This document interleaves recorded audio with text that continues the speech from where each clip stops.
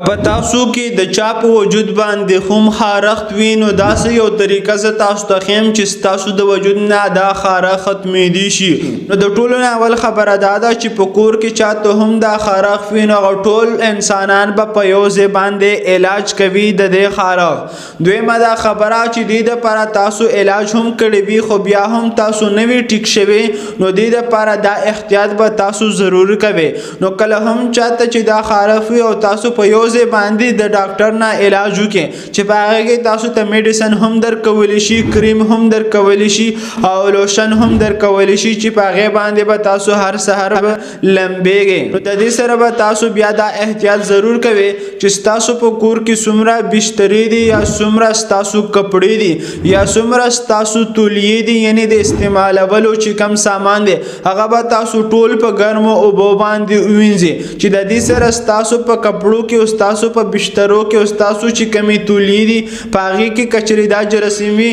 نو دا جراثیم د هغې نه ختم شي او کله چې د هغې نه ختم شي نو دا خارښت بیا تاسو ته نشي راتلی کچرې تاسو په ټول په شریکه باندې په یو ځای باندې دا څیزونه په ګرمو اوبو سره ووینځئ.